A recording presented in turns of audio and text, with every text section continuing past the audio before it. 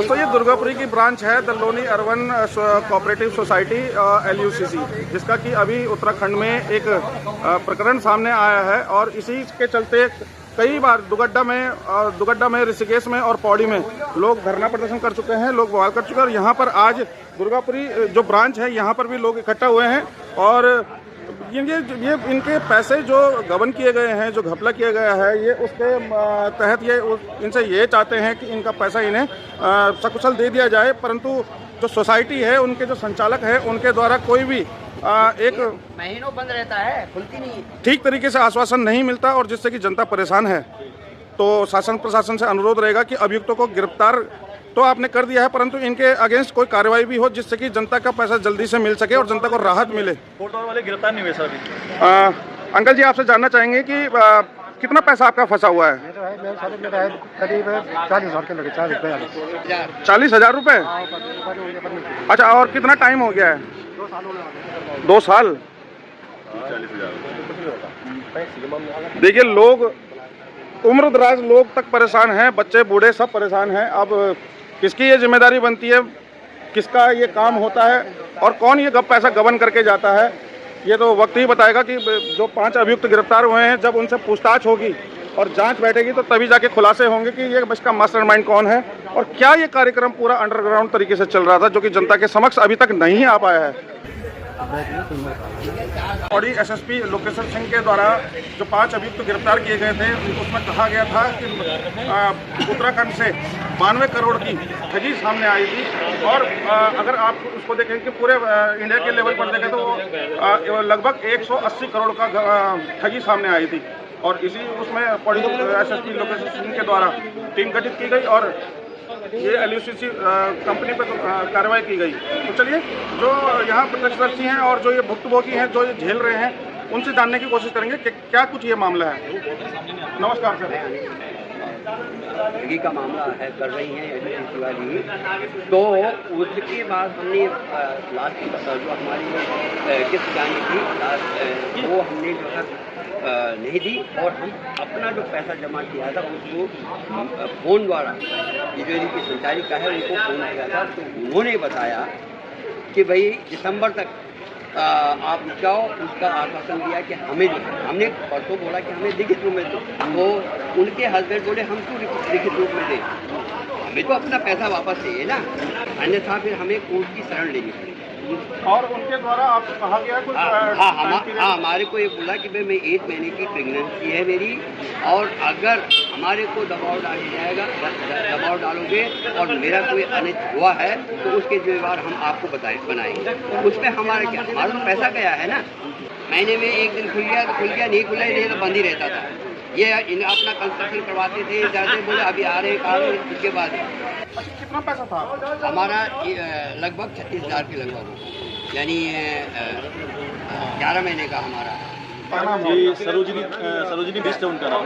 तो जैसे मैं उनसे फ़ोन में बात किया तो वो कह रहे हैं, हमने कहा मैडम हमारी किस्त जमा कर लो और जो हमारी मैच्योरिटी है हमें दे देना परसों। तो मैं 3 दिन पहले उनको फ़ोन किया तो अब वो ना तो ऑफिस में आ रही हैं और ना वो कह रही हैं मैं अभी 8 मंथ प्रेगनेंट हूँ और मैं अभी नहीं आ सकती। मैंने कहा आपके हस्बैंड तो पूरा संचालित करते थे इसको, तो मैंने कई बार उनको किस्तें दी हैं, तो आप नहीं तो उनको भेज दीजिए, किस्त ले लीजिए, हमारी जो मैच्योरिटी हमें दे दीजिए। तो उल्टा वो धमका रहे हैं कि नहीं मेरे को आप बार बार कॉल मत कीजिए, मैं 8 मंथ प्रेग्नेंट हूँ, मेरे को कुछ हो गया तो ठीक है हम मानते हैं आप 8 मंथ प्रेग्नेंट है, आपको कुछ हो गया तो हम उसकी हम समझते हैं। बट जिन लोगों का पैसा आपने खाया है, जिन लोगों को पैसा, उनको भी तो कई ज़रूरत होगी। अगर उनको कुछ हो गया, उनको किसी को हार्ट अटैक है, किसी के 4 लाख है, किसी के 5 लाख है, हमारा तो बहुत छोटा पैसा है। मेरे दोस्तों को इसका 60,000 रुपये, एक का 1 लाख, वो सामने नहीं आना चाहते, 1,60,000 है वो मैडम सामने नहीं आना चाहती, उनका पैसा है। यहाँ पे हमारे सबसे मेन क्या है कि गढ़वाली हमारे जो लोग हैं वो सामने नहीं आते। थोड़ी सब मैं कहने में वो शर्माता हूँ, एकजुटता नहीं है, डरपोक कौम है, तो उसको बोलने में मुझे कोई शर्म नहीं है बिल्कुल। अगर यही काम बाहर होता है कई देशों के तो वो लोग अभी पता नहीं क्या क्या करते थे सर। हम लोग बस ये है कि शर्मा के हंस के अपने को टाल लिया कि मैं ठगा गया और हंस के बस हम लोग चुपचाप हो जाते हैं, लेकिन ये गलत हो रहा है। अब इसके साथ हो सकता है सरकार में किसी न किसी की तो साठगांठ होगी, ऐसे तो बैंक नहीं खुलते, कुछ ना कुछ तो नेता प्रतिनेता कुछ अधिकारी इसके साथ मिले हुए हैं। अब वो कौन है पता नहीं, वो तो हम देखेंगे। तो आपको क्या लगता है कि इस प्रकार यहाँ के उत्तराखंड के लोगों को जिस प्रकार छला जाता है समय समय पर, कभी पोस्ट ऑफिस का देख लीजिए, अभी उत्तराखंड से ही एक पोस्ट ऑफिस से 100 करोड़ का घपला सामने आया है, और अब ये LUCC का, आप क्या मानना है कि लोग इस प्रकार ठगे जाते हैं समय समय पर, तो सरकार की भी कोई जिम्मेदारी होती है इसके प्रति, क्योंकि ये रजिस्टर्ड होते हैं सरकार में? बिल्कुल सर, आपने सही क्वेश्चन किया है। इसमें सरकार कहीं ना कहीं लिप्त है, बिना सरकारी तंत्र के कुछ नहीं होता। आप ये मानिए कि एक रेडी भी खोल रहा है आदमी, तो उसको भी पर्ची लेनी पड़ती है। एक बेचारा जो 10-20 रुपये का काम कर रहा है रोज उठते ये तो करोड़ों का काम करे सर, इसके पीछे बिना सरकार के हाथ के ये नहीं खोला जाता। इसमें कहीं ना कहीं सरकार अधिकारी सब मिले हुए हैं और इस केस को दबाने की कोशिश भरसा करेंगे।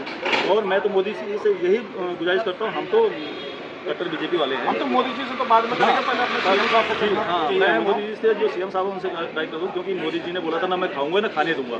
तो जो ये मेरे पीछे बैंक इन्होंने जो खाया है और बहुत लोगों को खाया है, वो लोगों को कब रिटर्न मिलेगा उसके लिए आप हमें जवाब दीजिए जनता को। अच्छा, अब ये लोग सर दो इस आदमी ने जिसने ये खोला ये बैंक खरीद लिया, अभी उसको मेरे ख्याल 2-3 साल हुए हैं, ये बैंक खरीद लिया, यहाँ ऊपर में उसने इतना बड़ा मकान बना लिया, दो उसके पास स्कॉर्पियो है, तो कहाँ से आया इतना पैसा?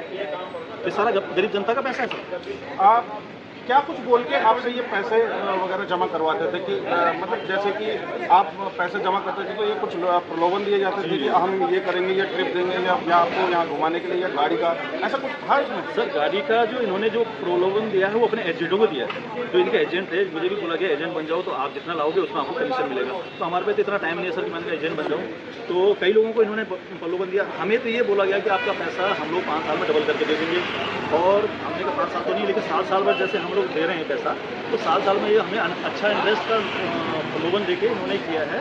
और पुराने जो इन्होंने दिए हैं कई लोगों को पहले शुरू में इन्होंने दिया सर, इंटरेस्ट दिया है 2-3 साल, और अब इनके पास मोटा पैसा हुआ ये लोग देख के बाद। हमें ये है कि मेरा, हालांकि मेरा इस ब्रांच में नहीं है, मेरे दूसरा ब्रांच है, पर उनकी ब्रांच एक इकाई ये भी है। मेरा तो उससे था जो गोवर्डा वाला था, है ना, हालांकि मैंने कंपनी एक ही है, सोसाइटी एक ही है, लेकिन उसकी ब्रांच ये है तो मेरी दूसरी ब्रांच थी। मैं ये बोलना चाह रहा हूँ कि मेरा भी है इसमें, कम से कम मैंने 500 अब वो जिसकी मैच्योरिटी है वो खुद मुझे बोले कि आप मुझे जितना पैसा जमा है वो मुझे दे दें, है ना। तो जो गाइडलाइन है, गाइडलाइन के हिसाब से नहीं चल रहा है तो ये इस पर कार्रवाई जरूर होनी चाहिए इस तरह की, है ना। हम ये बोलते हैं जो भी दोषी है उसको सीधा उसकी कोशिश की जाए या फिर उसको सीधा उसका दिया जाए। तो चलिए, आपसे हम इतना ही कहना चाहेंगे कि उत्तराखंड के जो लोग हैं वो इस प्रकार भोले वाले होते हैं जो जांच पड़ताल नहीं करते। हालांकि मेरा शासन प्रशासन से ये अनुरोध रहेगा कि जिस प्रकार की ये कंपनियां LUCC Loni urban cooperative society है, ये इस तरह का उत्तराखंड के अंदर 92 करोड़ का स्कैम करके जाती है, फ्रॉड करके जाती है, और इंडिया लेवल की बात करें तो लगभग 180 करोड़ का घपला जो सामने आया है, जो फ्रॉड सामने आया है। मेरा सवाल ये है कि ये सोसाइटियां जितनी भी उत्तराखंड के अंदर खुलती हैं, हालांकि होती तो ये गवर्नमेंट अंडरटेकिंग है, रजिस्टर्ड होती हैं, तो जब ये लोग उत्तराखंड के इस भोली वाली जनता के साथ में इतना बड़ा स्कैम करके जाते हैं, तो क्या इन लोगों के अलावा सरकार की कोई जिम्मेदारी नहीं बनती? क्या सरकार की कोई जिम्मेदारी नहीं बनती कि जब इन लोगों के साथ जो ठगी होती है, तो अगर लोगों ने इन्हीं से पैसा लेना है तो सरकार से लाइसेंस लेने की क्या जरूरत है इन्हें, और अगर लेते हैं तो सरकार भी इसमें संलिप्त होती है, और सरकार की भी जिम्मेदारी बनती है कि लोगों के साथ में ये ठगी का काम ना हो, और अगर ये नहीं देते हैं तो सरकार जिम्मेदार होती है, पेबल होती है उनको उनका पैसा देने के लिए। तो बाकी मैं आपके ऊपर छोड़ता हूँ, मुझे कमेंट के माध्यम से बताते रहिए, सूचित करते रहिए कि क्या कुछ होना चाहिए, और आगे अपने विचार भी रखते रहिए। पौड़ी पुलिस के द्वारा 5 लोगों को गिरफ्तार किया गया है। ये 5 लोग एक LUCC जो कि Loni urban credit cooperative society के नाम से काम कर रहे थे, और ये लोगों को प्रलोभन देते हुए इन्वेस्टमेंट के नाम पर लोगों से पैसे लेते थे, जिसमें ये लोग इन्वेस्टमेंट के नाम पर फॉरेन में इन्वेस्टमेंट करवाने के लिए ऑयल फील्ड्स में, रिफाइनरीज में या गोल्ड में इन्वेस्टमेंट करवाने के नाम पर लोगों से पैसा लेते थे, जिसका अभी तक हम लोगों ने जो ट्रांजैक्शन देखा है 92 करोड़ का, उसमें अभी तक जो मैच्योरिटी इनकी पेंडिंग है, देनदारी है पब्लिक के लिए, और लगभग 190 करोड़ की इनकी ट्रांजैक्शन हुई है अकाउंट्स में। और इन 5 लोगों को हम लोगों ने गिरफ्तार किया है। ये 5 लोग जो है उत्तराखंड में ऑपरेट कर रहे थे, और आज इनको हम लोग माननीय न्यायालय में पेश करके भेज रहे हैं जुडिशियल रिमांड के लिए। और आगे भी हम लोग इसकी इन्वेस्टिगेशन करते हुए जो भी इसमें फैक्ट्स आएंगे उस पर हम लोग कार्रवाई करेंगे, और भी इसमें गिरफ्तारियाँ होनी है। इन लोगों ने इन पैसे को कहाँ डायरेक्ट किया है उसका मनी ट्रेल भी हम लोग आइडेंटिफाई करेंगे और साथ ही साथ इसमें हम जो है अन्य एजेंसी के साथ इसका डिटेल शेयर करेंगे।